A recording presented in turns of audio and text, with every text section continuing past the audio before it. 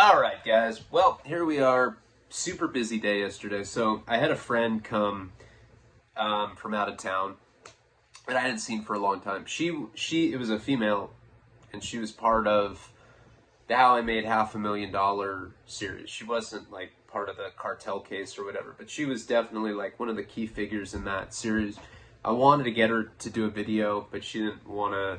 She didn't want to put herself on blast like that. Like, she's turned her life around, and I was kind of disappointed with that. But the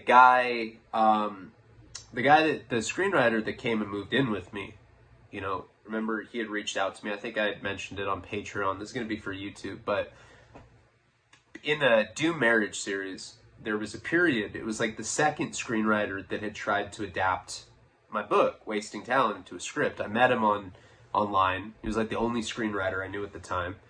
He'd done like some low budget horror movies, and she did a shark movie. Me and him hit it off. He's a great guy.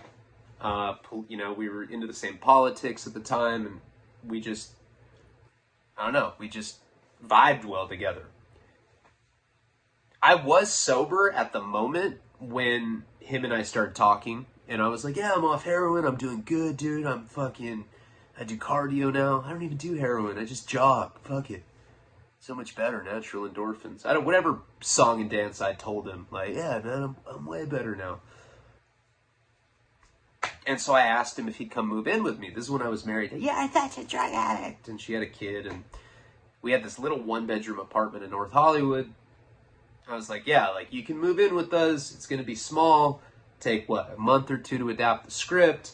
Then we'll have a screenplay. We'll put it out there. We'll try to get it made into a movie. Seemed like a good idea. I was going to give him free room and board, pay for him. It ended up being a nightmare. He comes and moves in with me. He wasn't bad. It was me. I was just like an out-of-control junkie. And then he just kind of packed his bags and left one day. Never heard from him again. That was in like 2016. And I did like a whole video. I think I did a couple videos about him. He reached out to me the other day. We reconnected. I basically apologized. He was saying like, hey, like he's like, I even saw the YouTube video where you're talking about me. He's like, I don't know if you're being truthful about our relationship. Like, I don't know, but it's interesting, like, what his perspective is compared to mine. So I'm like, God, I got to get him to do a video, his side of the story. Got him. Him and I started talking. We reconnected, made up.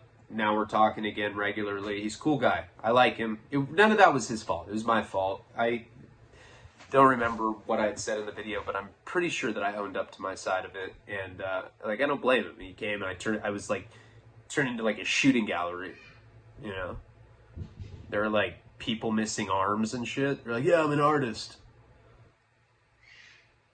Lost my arm shooting crystal meth, but I paint with my mouth.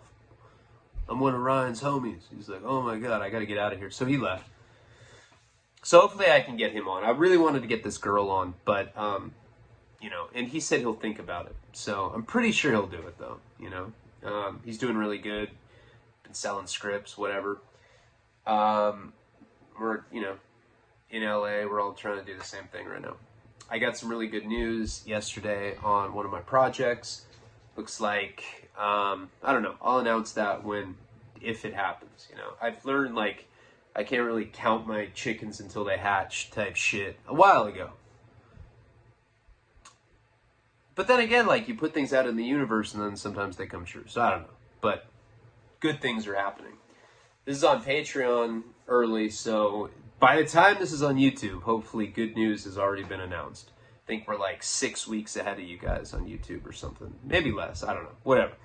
Like, comment, subscribe. Check out patreon.com/Ryan Leone. It's in the pinned comments. Got home super late last night. Went right to sleep. I probably got home at like 11. Passed out. Woke up today. Got a physical. Got my blood work done. Got tested for diseases to see if I'm dying. Doctor called me a bitch. He's like, you're a bitch. I was like, I know. Alright, let's get into the story. Sorry. I'm still super tired. Still not smoking. I'm vaping now, which I gotta cut out, but it's whatever. At least I got one that doesn't vibrate anymore. Alright, so where we had left off last time, this is in the Albuquerque series. Where we left off last time, things were obviously going south for me with this couple that I'd found. They found me with like this extra large FUBU shirt on in Atlantic City, New Jersey. Now, people have commented on Patreon, they're like, well, how the fuck did you get there? Yes, I do know everything that happened, but that is not going to be revealed for a little bit because a bunch of crazy shit happened leading up to all that. Couple important things, so I don't have to go into like some long recap, but remember, I think it was the last video, sometime when I was out there, I was in this little town in Massachusetts and I was trying to find Kate. Now, I did an epilogue for the Boston series on the $20 tier. So I kind of like went into like what happened after that, what my contact was with her. The last time I ever talked to Kate was, well, I heard from her twice. One of the times I was probably 21. We broke up when I was 19. And the last time that I talked to her, this was after I called and left a message on her parents' voicemail. I was like, yeah, I have AIDS now. It's all right. You have it, I have it. Doesn't change the way I feel about you. I love you. Call me if you get a chance. I never heard from him again. The whole family was probably like seeking like group family therapy at that point. But one night, randomly, and I'm not going to go like too deep into this, but just so you know, because I guess it is important for this part of the story. I was going to, of all things, I was going to like jack some diamonds with my friends. We like heard this person's parents had like this big diamond collection. They were having like a party at their house, and me and my buddies were strung out on heroin. Started drinking early, so I was already wasted going to this party. It was like a keg party. It's probably 20. It was about a year after we had broken up. And I get a phone call walking into the party. The sole purpose of that party was to steal the diamonds. Or the jewelry collection. I guess diamonds, that sounds too heist-ish. It wasn't that fancy. It was heroin addicts being like, oh, I heard that guy's parents has jewelry up in their safe. No, we heard it was actually quite a bit, and we didn't end up getting it because of this. But I ended up getting a call from a private number. You know, this is back like in the flip phone days before smartphones. And I picked it up and I heard, hello. Do you know how that says? Poo-poo daddy. I was like, huh? I was like, oh my God, what the fuck? And my friends were like, what's up? Let's go into this party. And I was like, I gotta go. And I just like wandered drunkenly into the night. So I talked to her for hours. I don't really remember what we talked about though, but it was her.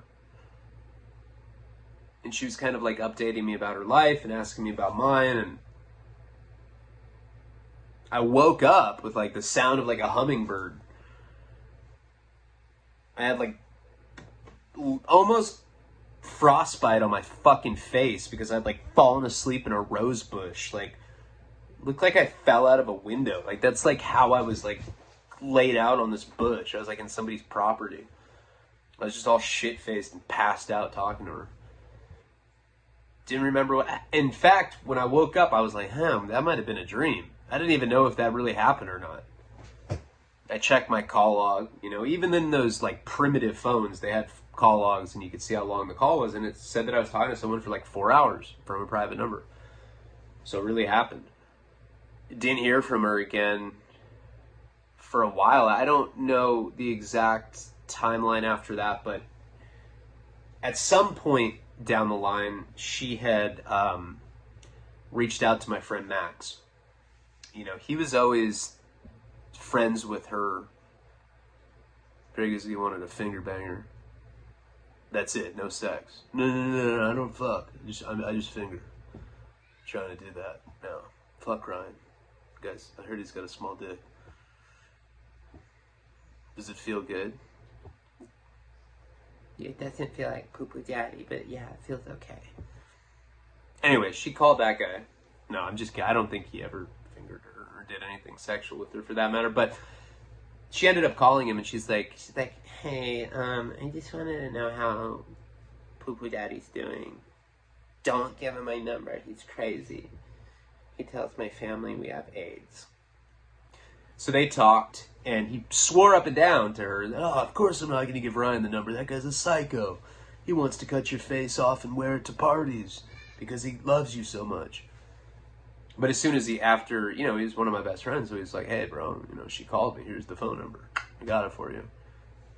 So I called her. And I remember what was kind of funny about calling her is like back then, I think you can still do it. I don't think I've done this since because I was just such a weirdo back then. But like after you left a message, there were like options on, like after you leave a message on a cell phone. This is a cell phone I was calling. You could like press 1 and you could like listen to your message again, and like you could send, you can like send a message with urgency, all sorts of shit. Before smartphones, people kind of still utilized weird phone features like that. Now things are so easy and touchscreen and everything. I don't think people really do that. But back then, you could like listen to your message that you recorded. I'm pretty sure you still can, but like I said, I don't think people do it as much. And I remember listening to that message like 50 times and like re-recording it just so that like I could say everything that I was feeling and condense it down to like a 2-minute voicemail message. And then I finally pressed send, tried calling her again, and she would never pick up my calls after that. Shortly after that, I left her one more message. And I was on my way to rehab again. I want to say, seems to make sense on the timeline, that I called and left her a message as I was going to rehab in Florida for the last time. The time where I had to catch a flight back to Orange County to do treatment down there. I ended up having sex with this girl that worked at the Denver airport. She was a bartender there, and she had a boyfriend, and it was its own fiasco. I think that was a Patreon exclusive story, if I recall. It was that time, I think, and I left her a message, and I was like, you're the only one I love, and I'm all alone in Florida. And at that particular place, I think we could check our messages once a week, see if anybody had called. And she called and left a message. Like, you could call and check your cell phone voicemail messages remotely. And I called, and she's like, hey, Poo-Poo Daddy, I got your message, and you sounded really sad. And I just want you to know how much I love you, Poo-Poo Daddy. I'll always love you. Bye. It's the last time I ever heard from her. But that was shortly before this. Because that's before I'd gone to Albuquerque the first time.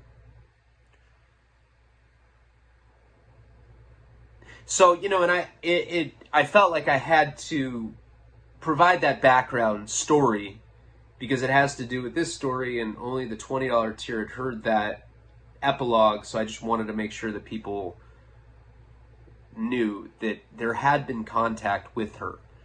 It wasn't like we had just gone cold. Now, on one of the last videos, I remember saying, like, the last time I talked to her family, I'd left her a voicemail message and been like, well, got the blood work back. It's not good, babe. I'm thinking about suicide. I don't know. Maybe. It's 50-50 at this point. Coin toss. Hey, I gotta go. If I do it, though, just know I love you. All right, babe. Left some psycho message like that. I mean, but basically the point was that I said that I had HIV, which I didn't, but I just thought that was a really, if I can't have her, nobody can, I hope her family thinks that. Psycho shit. Crackhead shit. I was smoking a lot of crack then. Alright. So now that you know all that background, that's why in my mind I had some sort of like false delusional hope that if I showed up at her house, she's like, oh my God, Poo-Poo Daddy, I was still hoping you'd be here. I thought it would be something like that. So now I end up meeting up with this couple. We're in Hartford again. We're in this underground parking garage. And I'm talking to her emo-ass boyfriend. And he knows that I fucked her. He cracked the case. And he goes, "You think that I'd be cool with you having sex with my girl?" And of course, like, deny. I was like, "Hey, man, I have no idea what you're talking about. I couldn't afford her." Like, winked at him. I was like, you know what I mean? Like, trying to, like, hey, she's a hooker. She's not even a person. You know, whatever fucked up thing I was trying to say. And he's like, "I know that you had sex with her." I was like, "Yeah, how do you know that?" So now I take, like, you know, the argumentative stance. "How do you know that I had sex with her?" He's like, "I tasted you." I was like, and you got to remember, I'm sitting shotgun at this point. I was like, "What do you mean you tasted me?" He's like, "Well, I don't know, man. Sometimes I feel like she might be cheating on me, so I taste her pussy and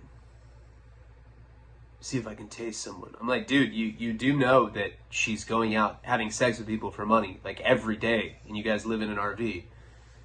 You know that, right?" He's like, "Yeah, but that's different. That's physical.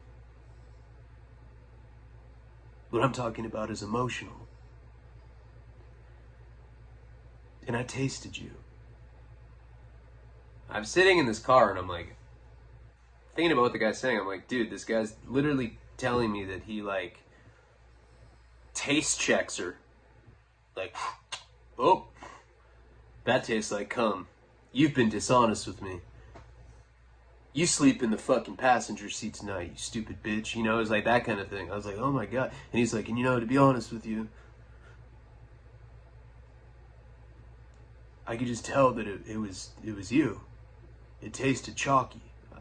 And this is not a joke. I swear on everything. This was actually a conversation I was having with this dude. I was like, what the fuck?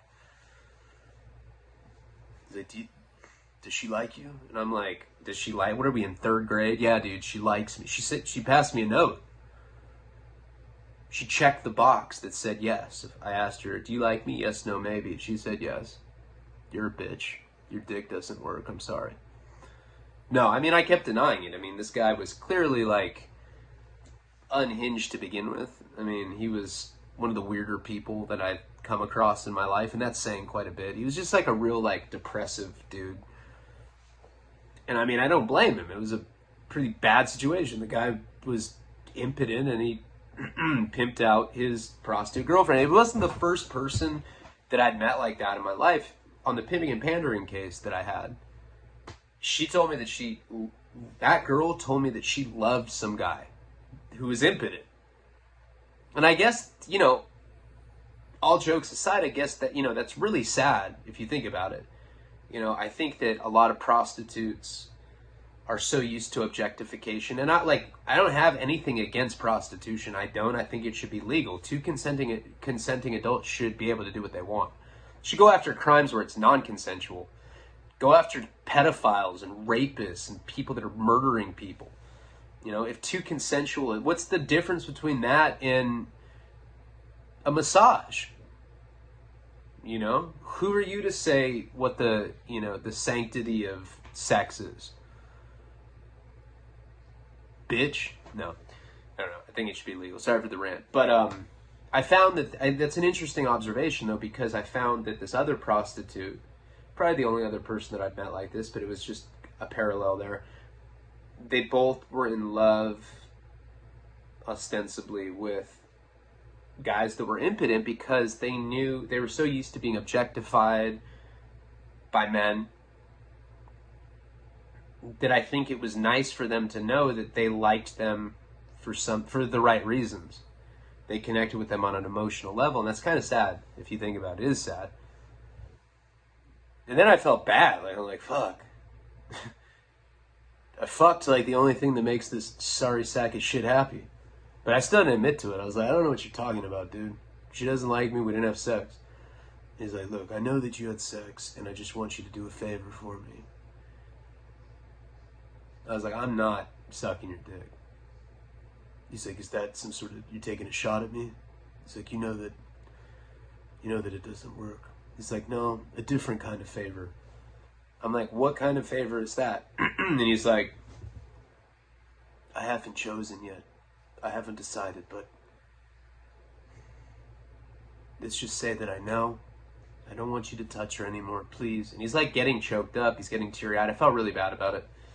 He's like, I'm going to think of something that you can do to make up for what you've done to me with her. Just like thinking in my mind, I'm like, this chick is sucking somebody's dick a block away from here for money. But I guess I understood his point. She did it voluntarily with me. Like, I smelled like shit. I offered nothing. I brought nothing to the table. What, because I go out to the ghettos and score for them? So I kind of understood where he was coming. And at that single moment, I kind of like came up in my mind. I'm like, all right, I need to get away from these people. You know, I'd already gone on MySpace. I'd already gotten the phone number for this girl that was in Phoenix. Santa Fe. I already had the phone number for JP's girlfriend, and apparently JP was in jail. At least that's what the message had said. So it was like clear to me that I had to make a move to get away from these people. And so I started thinking about jacking them. You know, I was like, oh, you know, because I was physically dependent to heroin still. That didn't go away. And these guys were kind of like stringing me along, like giving me these little like breadcrumbs of heroin. And I was like this little mouse-ish bitch that was like, oh, please let me get that little paltry amount of dope.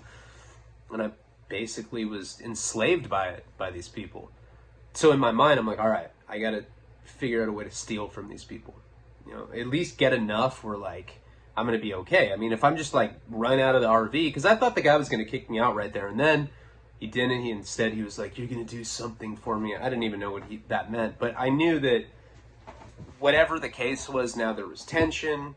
He knew what was going on. He knew that I'd had sex with her. She started acting kind of weird too with me. And I knew that my time with these people was going to come to an abrupt end probably pretty soon. So I started trying to think in my mind how I could jack them. Now, in the mornings when I'd wake up, it wasn't just like once a day that I would... Oh, it must be really loud.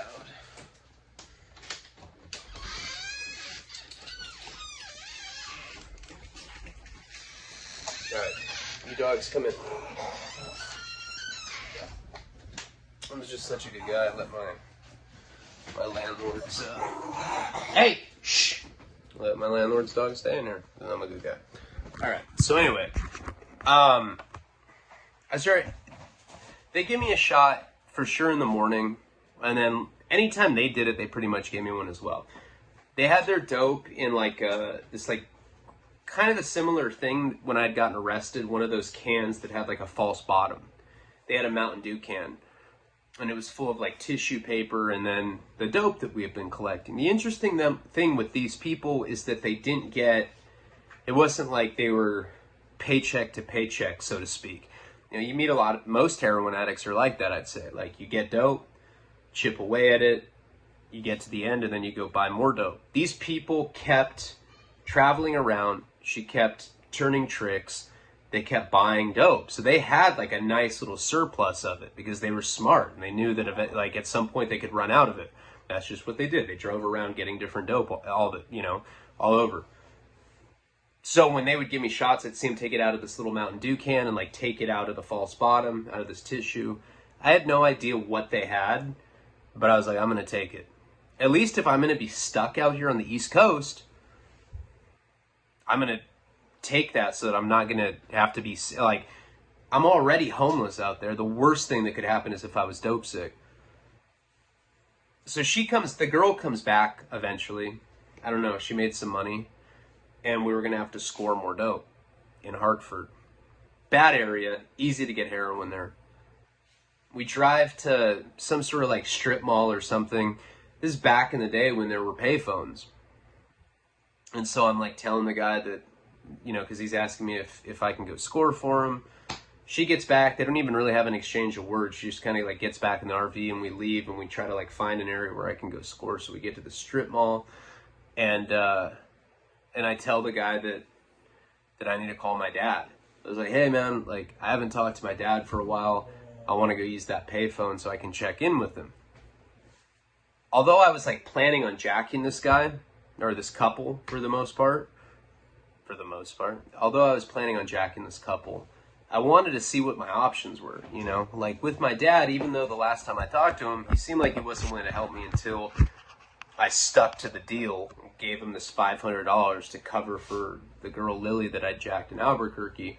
My dad's really like that too. Like if he makes a deal, like his word is important. My dad would have done good in prison. Probably would have been stabbing fools, you know, fucking probably like running like a sports ticket, and his word's just really good. You know, he's one of those people, like if he says he's going to do something, he does it. But he expects that back from me, you know? Well, I'll give you $40 right now, Ryan, but you have to give it back to me on such and such date. And then if I don't, then he won't do it anymore. I'm like, no, last time I did that, you know, and that's a good quality. Everybody should stick to their word. So I got out of the RV and I knew that I was going to have to go score anyway. But the guy's like, yeah, whatever, go call your dad. So I go to the payphone and I call him collect, because the way I'm thinking is like maybe it's been enough time now where he'll calm down. The last time that I tried to call him and he hung up on me, I was really hungover from being roofied. I was dope sick, and like that, those two things in conjunction made me sound like belligerent, like I was like slurring, you know, because I felt so shitty, and my dad just interpreted that as me being on drugs. It was actually me coming off of drugs. Same difference, I guess. Go to the payphone, call him collect. He ends up picking up. My dad's like that too. He can be like hot and cold, but if you give him some space like that, he might be willing to at least listen. I'm his only child. He loves me. So I called him. He's like, do you have the 500? It's the first thing he says to me. And I'm like, Dad, can you just listen to my situation? At this point, my dad's like completely desensitized because I'm always calling him with like the most outlandish stories, you know? I'm like, this group of chomos have kidnapped me in West Palm Beach and they're trying to turn my girlfriend out and turn her into a prostitute. I need you to send me money so I can get a plane ticket home. Whatever the case, I'm always calling him crazy shit like that. So I started telling him the story. I tell him that I was in Las Vegas and that I was hanging out with JP. He knew him. He liked JP because JP was a sociopath, and sociopaths tend to like be able to like put on like a mask and they seem like a nice human, but low keys like, you know, thinking about probably like sophisticated corporate fraud that he can do through my dad. He's one of those people, completely blank in the face, but my dad bought into it. And so I told him that I'd gone to Vegas. I was like, Dad, I swear, I was in Vegas. I got a job out there for JP. You know, he's running this new company out there. But I didn't tell him that we were going around stealing TVs at MGM Grand and stuff. But I said, I went out to a nightclub. Dad, I woke up and I was in Atlantic City. My dad's like, New Jersey? I was like, yeah. He's like, where are you now? I was like, I'm in Massachusetts. You know, or Hartford or whatever. No, I think I had told him Massachusetts. It's right on the line. Hartford's like right where we were anyway. My dad's just like trying to compute it. But again, like my dad is one of those people that, like, I'd put him through so much that he's at least willing to hear me out because he knows that what I'm telling him is true, you know? Like, I guess he was trying to see how bad the situation was. I'm pretty sure I told him that I was in Massachusetts or whatever. It doesn't really matter where I said I was, but he's like, and what do you need from me? You know, what are you doing? And I said, well, basically, this couple that has like an RV scooped me off the street, and they're kind of letting me tag along with them. I said, but Dad, my welcome's like kind of running thin right now. And I'm worried that these people are just going to like kick me out to the curb. And I'm just trying to make sure that I have some sort of backup plan in case that happens. I was like, I can't be homeless out here. It was like September. I'm like, it's getting cold. I don't even have clothes. I don't even have a fucking cell phone. My dad's like, well, a deal's a deal. I was like, can you please just get me a ticket back home? Like that, like, I just want to know that I have that option if I need it. My dad's like, no. Hangs up on me. Like, at least he, like, had listened to me up until that point. And that phone call is really important because that's, like, the moment where I knew that I really had no option, you know? And it was, like, imperative that I jack these people. But I didn't know how to do it. So I end up scoring for him in Hartford. And and I don't remember what it was. It wasn't that much. But like I said, they'd, like, accumulate dope. And after that point, and the girl, remember how she was all friendly to me? She's totally different. So at some point, I think when I was sleeping, I don't know if this guy was being serious, if he really tasted me or whatever. He said that, though, and I swear to you, and that is some weird-ass shit to say. But she had gone cold on me for sure. And I was, like, trying to explain to them, I'm like, look, guys, like, not only if we go back to this town in Massachusetts, will I be able to find this guy Spider, but I'll also be able to stay there, and I'll get out of your guys' hair. Because I could tell that it was, like, creating stress on the relationship. He's like, all right, I'll give you one more chance. And in my mind, this was, like, the only option I had. I was that close to her. I was like, if she just sees me, she'll forgive me. And that's some psycho stalker shit. Whitney Houston, like, sang songs about, like, behavior like this. She was talking about me. If I was black. But me. Me, but black. Hey. I'm Thai. I'm black. I just don't look it. She's like, okay. Alright, anyway. So we end up going back to this town.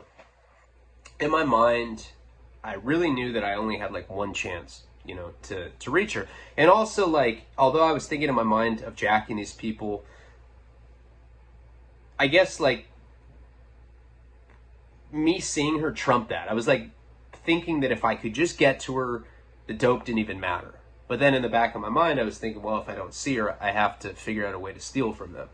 They kept this, like, can of Mountain Dew protected. At least the guy did. The girl was kind of, like, ditzy or whatever, but the guy, I think he knew that I was trying to plot on him.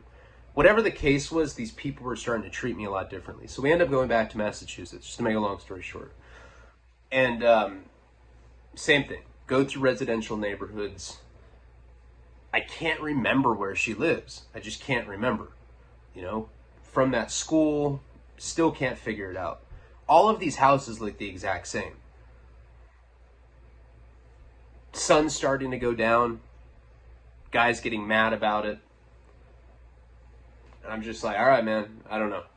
I don't know where this person lives. So we end up going back to the same place that we had camped out the night before that. It's like this parking lot that she had shown me out there. And I knew how to get there because it was just like in this kind of like center wooded area in the town. It was like it was like the centerpiece of the town. Like you go through these woods and there's this huge parking lot. It was the best place to go if you're like not trying to be noticed or whatever. The whole time that we're driving around after we don't find her house, I'm trying to think of like the most realistic way that I can steal from these people. So I'm like, all right. They had me sleep in the driver's seat, you know, and like my neck would always hurt because they would sleep on a pile of clothes in the back seat, and I would just kind of like sleep sitting, you know, like most heroin addicts. A lot of people call it sucking your own dick because it looks like that, because you're like, and then you start like bobbing, and then like you put your hands over your head and you like no, you don't do that, but you sit there with your head sagging down. So my whole plan, they gave me another shot, you know, and you could tell that they were like, here, like they didn't even want to share with me. They were probably thinking like, how can we get rid of this guy? We're going to ditch him. I'm surprised they didn't do it when I was on the phone with my dad. They didn't, you know, they kept me there. I ended up scoring for him in Hartford, like I said. I don't remember what it was, probably like a bundle or something. And so we're in this like wooded area, and in my mind I'm like, all right, we're gonna go to sleep, or I'll pretend to go to sleep, and then I'll just try to like look through their shit and find this Mountain Dew can. I knew that he slept with it, so I was gonna like sit there, pretend like I was sleeping, wait for them to go to sleep, and then try to find it. That didn't work out like that because I passed out. I'm like kind of, you know, like off in my own little opiate dream. And I awaken to a flashlight in my face. Beam. Obviously, you know that's a cop. I knew it was a cop. I was like, oh, and I'm like in the driver's seat. Now, we have, I don't even know how much dope we have on us, but we're in Massachusetts. It's enough to get us cracked, that's for sure. You know, for like probably go to prison type thing, like not jail. Paraphernalia, tons of needles and cookers and everything. And on top of that, I believe that we were trespassing. I don't know. We were like in this big ass parking lot with all these woods. Like I said, this is like the center of this particular town. Flashlights in my face that woke me up. I'm hearing the obligatory tap on the window that cops do. And I hear the guy, he's like, oh my God, is that a cop out there? I said, I mean, unless it's somebody else that's shining a flashlight and tapping. You know, I couldn't really see because the flashlight was blinding me so much. So they were like kind of like muttering shit in the back seat, whatever. I was like, dude, just put everything away.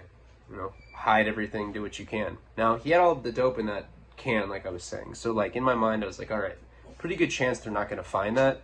But who knows about the needles and all the other paraphernalia that we had. I couldn't roll the window down. You know, I didn't, like the car wasn't on and it was like, or the RV wasn't on. It was like one of those things where it was really old. So you had to have the keys in to actually be able to roll the window down. So I kind of like opened the door a little bit because that's the only way that I could like communicate to him. I was like, hey, I got to open the door. I can't open the window. Cop like kind of like backs up. And as the flashlight gets away, I can see that it's a cop. It's just, there's one, like, the one with the flash and there's kind of like one standing away from us or whatever. So I open the door, the cop's asking what we're doing there. I'm pretty good at talking to cops just on the spot like that. I'm like, yeah, no, I'm just, you know, we're camping out, a couple of our friends. And we're from Colorado. We're just kind of going cross country. Found this big wooded area, and we were tired. You know, are we not allowed to camp here? Cops telling me that it is public property. So I don't know what kind of place this was. I don't know if it was like a national park or whatever, but for whatever reason, we were allowed to be in that parking lot. It made me feel good because now we're not doing anything wrong. They really have no right to search the car. But, you know, cops like to trip you up and ask you different questions so that our stories don't align or whatever. He actually never talks to the couple in the back. And I'm just sitting there in the front kind of like answering the questions for us. He asks me like where we're going. Like, yeah, we really don't have a destination in mind. We're kind of just driving around aimlessly, to be honest with you. We're just seeing the country. We've never been to the East Coast before. You know, I start like cracking jokes. Like, you know, just looking for some sort of park ranger to butt fuck, you know what I mean? Of course, the cop doesn't think that's funny. I don't know if that's what I said, but something. I always do inappropriate butt fuck jokes, and cops aren't usually into that. He's like, do you guys have anything on you? Any drugs, any weapons, anything like that? I was like, oh, certainly not. I said, do we look like the type? Now, I'm covered in acne. I have this like spotty, like, you know, post-adolescent beard. I look like a fucking drug addict. I'm super skinny. Girl doesn't look so much like one, but the guy, he looks like he's dying, you know? His fucking arms are like this skinny. Cop's like, actually, no. You guys just look like a bunch of kids that are driving around aimlessly and you needed a place to sleep. Kind of like repeated the same thing to me. I felt like that scene in Star Wars where Obi-Wan Kenobi like does the Jedi mind tricks on the stormtrooper. So I thought this guy was going to let us go. The cop that's standing by the car I recognized from the time that I had gotten detained for the home invasion. I thought it was him. I don't know. Cops all look the same, and in Massachusetts, at least in that time, they wore these stupid ass fucking hats. So, you know, it was like, could be him, might not be him. When I had the flashlight shining in my face, it kind of blinded me. You know, like I couldn't really see anything. So I could barely make out this guy's features. But I started getting kind of nervous at the same time. And I think that the cop that was shining the flashlight on me initially kind of like picked up on the fact that I was nervous because I was looking at this other cop, and he kind of sees me like looking at him. You know, cops are like pretty observant of stuff like that. Like as soon as I see this other guy standing adjacent to me, but kind of like, you know, back where the car's parked, this cop's like right in front of me. And I keep looking at him and I keep looking at the other cop, and I'm getting really nervous because I recognize him. I'm thinking that it's the guy that had detained me. And of course, if that guy recognizes me, he's going to know that exactly who I am. I'm sure that situation was something that those guys would definitely remember. And the cop's like, why do you seem nervous out of nowhere? He's like, you're looking at my partner. Why do you seem nervous? I was like, oh no, I don't know. I didn't realize there was another cop. I don't know. Yeah, I just woke up, man. You know? He's like, do you mind if I search the car? I was like, I don't know. I don't think you have the right to do that. I don't think that we broke any laws. You said that we were on public property. Why do you need to search the car? He's like, why do you not want me to search the car? No, I think that you guys have something in the car. I was like, what would we have? So we're kind of like at the standstill. And he's like, I think it would be in your best interest if you just moved the RV. It's like, okay. It's like this really kind of nerve-wracking exchange. I couldn't tell if that other cop was the cop that I was thinking, or if that's just me being nervous and thinking that. I kind of just woke up, flashlight being in my eyes, I couldn't really tell. You know how like when a light goes in your eyes, you kind of like lose the ability to see details? I could barely just make him out. He just looked like some overweight cop in a fucking hat. I mean, that's probably 99% of cops in that town in Massachusetts. So I just agreed to go, and that was that. But I kind of knew at that point, after that exchange, that we needed to get out of that town. You know, it was a warning shot, so to speak. Cops end up leaving. The dude from the couple, the boyfriend, he's all pissed off that we got woken up. He's like, I thought this was a place that we could sleep. I don't think we should have to leave. I'm like, I don't know, man. And he's like, and why were you fumbling like that to that degree? And so I started like telling him the whole story. He got really into the story too. I was like telling him like how I brought the skateboard out and tried to kill Kate's dad, and he ended up beating the shit out of me. And then I put all these flyers up, and I was like, and I think I even saw one of the flyers at this grocery store. It's a cool story, bro. And we kept driving, and eventually we found like some big ass parking lot, you know, I don't know, like grocery store parking lot, but bigger than that, like a Costco parking lot. I don't know what exactly it was, but it was one of those like huge lots. We parked in there and we made it overnight, whatever. But seeing that cop was really important because I started getting an idea. I was like, all right. When I had seen the cop, I got the idea of how I could jack these people and get away with it, because I knew my plan the night before hadn't worked. I tried to like stay up, let them fall asleep, and then I was going to kind of like rifle through their stuff and jack them and just get the fuck out of there and then go try to find Kate. That would have been the best situation. After we had that run-in with the cop, I knew that our welcome was worn out. And it was a little-ass town. It's the kind of place where you're going to see the same cop again. You know, we're in a big-ass, conspicuous RV.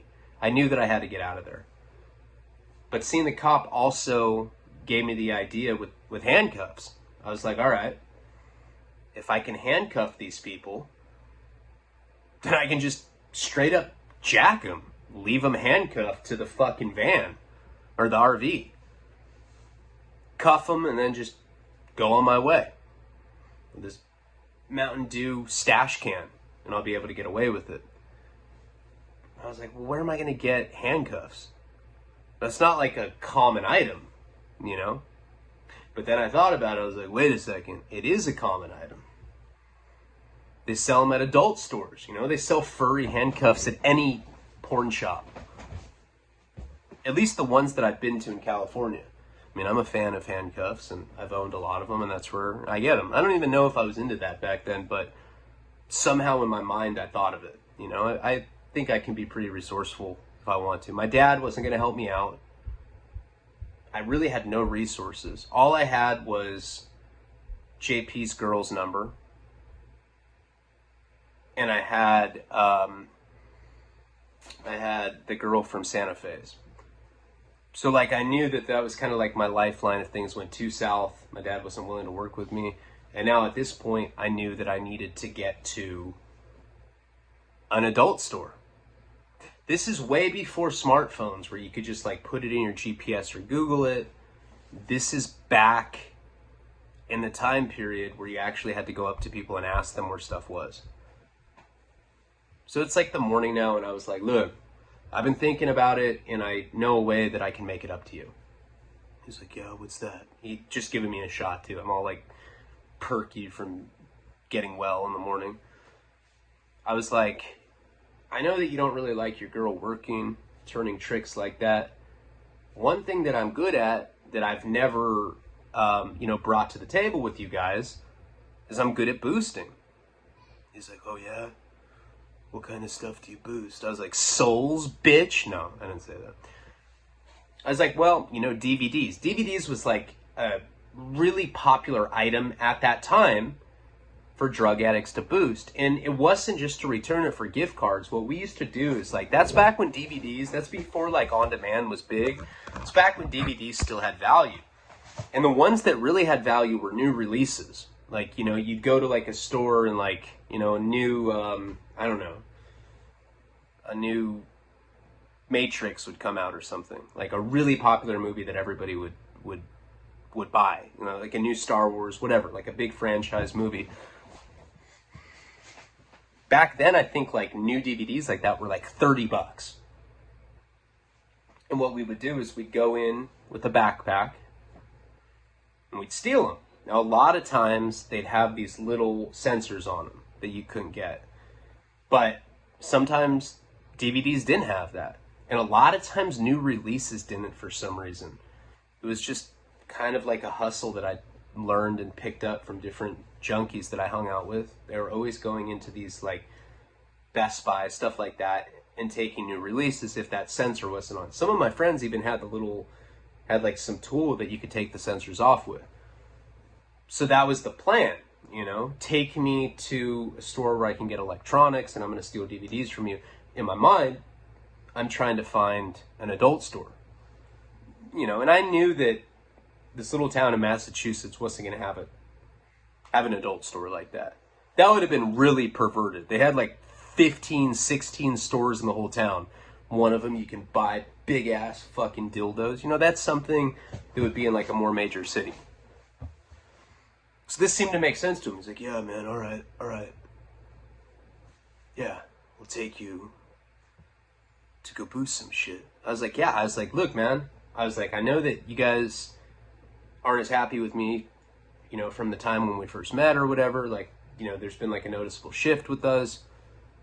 I just want to carry my weight. I know you guys have been super generous to me. I'm very appreciative of it. I just want to carry my own weight. Yeah, all right. And the girl's like, yeah, that's cool. She's like been pretty silent at this point, like, it's really weird. Like, it was like almost like, hey, you want to bend me over this dirty trash bags and fuck me doggy style? And you're like, all right, yeah, that sounds cool. Sounds bomb. And then as soon as you do it, ew, you're a pig for doing that.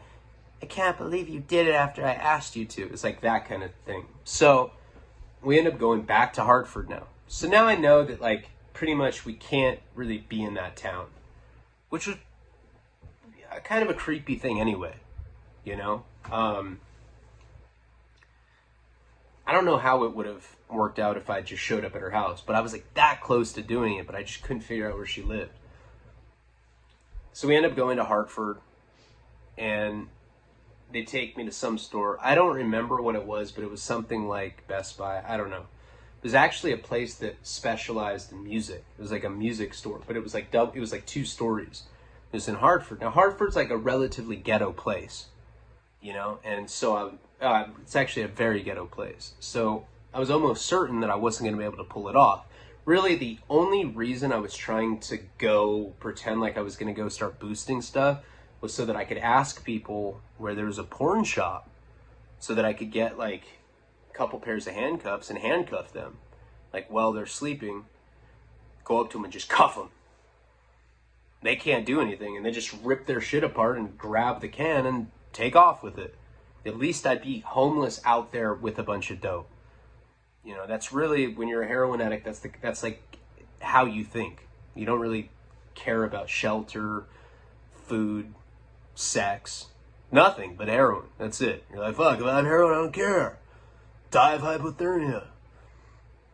So they end up taking me to this shop.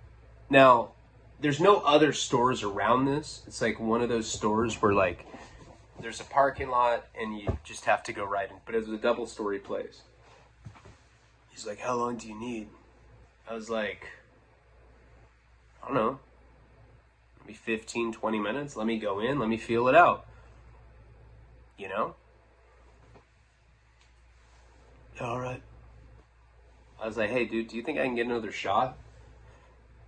I get kind of nervous when I go boost up. I was like, because I'm going to go get like 10 DVDs. I'm going to go get like a new release. I'm going to get 10 DVDs.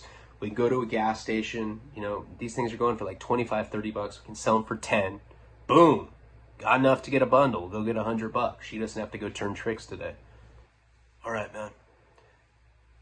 So I leave the RV, and I end up going into the store. It was like a big-ass record store. Doubles, 2 stories. So now I have access to all of these people. But it's kind of a weird thing to be asking for. Like, I'm going up to, like, remember I went up to some lady and I was like, hey, excuse me. She's like, yeah. She's like all nice. She's probably like in her early 30s or something. I was like 21 at the time. I was like, hey, I'm not from here. I'm from California. She's like, oh my God, I love. She had a kid with her too. She had like an 8-year-old with her. And she's like, I love California. Oh my God, what part? I was like, Santa Barbara. She's like, oh my God, so beautiful. I was like, it is. I was like, are you from the area? She's like, yeah, I live in Hartford. It's pretty cool. She's been all super friendly to me. And I was like, hey, I know this is a really weird question, but do you know where an adult store is? She's like, what is that? I was like an adult bookstore. She's like, oh, hey, I'm married. I was like, no, it's nothing like that. I was like, this is really embarrassing, but I get really bad chafing, and they have this kind of lubrication stuff that you could put on your chafing, and it's the only thing that I've ever found that's actually effective for it. I swear to God I said that too. It's like exactly what I said to this girl. She's like, oh no, I'm sorry, I don't know. I'm like, all right, I'm not going to ask women this anymore. I like learned my lesson, because I just saw that she was like disgusted that I would even ask her something so absurd. I keep walking around the store, ask a couple guys, and I think that, I'd ask them and they're like, wow, this guy's trying to 69. I'm cool. I'd go up to people and be like, hey bro, you know where there's any porno shops around here? Probably thought I was like twacked out on meth or something. Guys would be like, no man, I don't know. I was like, fuck. All right. Go up to like where the DVDs are. So like I said, this was a store, I don't remember the name of it, but it sold predominantly albums. It wasn't like a big DVD place, but they did have a DVD section. I go up to it, and I remember that the new release was Batman Begins. Which is kind of funny, because I had been at rehab in Florida maybe like a year before that. It was right around the time the Mike Virgin thing had happened. And that was when I was like leaving rehab all the time with different girls. And they kept telling me like, hey man, if you leave again, that's it. You're booted out of here permanently. And I found out that Batman Begins was coming out. I saw like the preview of it while I was in rehab. I was like, damn, that looks bomb. I was like, I'm out of here. And I just left the rehab AMA to go watch Batman Begins. Did I say Returns? Batman Begins, the one with Christian Bale. I went and I like panhandled, went and saw the movie, liked it, loved it, really. And then I walked back to the rehab. I was like, please let me back. And they're like, did you relapse? I was like, no. Like, I just left, panhandled, and saw Batman Begins, and now I'm back. And they were super mad about it. But it's probably about a year after that now, and I'm like in Hartford at this music shop, and they had this big ass case of Batman Begins DVDs. It was like it was their new release at the time. It was probably like a year after that had happened in Florida. And I look, and there's no censors on it. I was like, cool. You know, I was like, fuck, I'll actually panhandle, or I'll actually boost this shit so that these people kind of like get off of me for a little bit. But before I do that, because I wasn't going to come back empty-handed, and then I was like really happy to see that there wasn't like a security strip on it. You know, I really needed to figure out where an adult store was, because I thought that that was like an actual pretty good move, you know. Somehow get them to take me to where the adult store is, you know, tell them like, hey, I'm going to go boost porn DVDs, whatever I was going to say. I could think of something to tell them after I figured out where one was, but I had no way of looking it up. I didn't even have a cell phone on me. And everybody asked in this place, like, that first lady was like super weirded out, and then I asked a few guys. This particular store, whatever it was, had a customer service section. And I kept walking around. After I'd seen like the Batman Begins DVD, I kept walking around just looking for somebody to try to figure this out. And I see at customer service, there's this guy. He's like kind of punk rock, but you can tell he's gay. Bleached hair like Eminem with this like blue skunk stripe, like going like this. He's got his labrae pierced. He's sitting there like biting his thumbs. I was like, oh dude, that guy's gonna know for sure.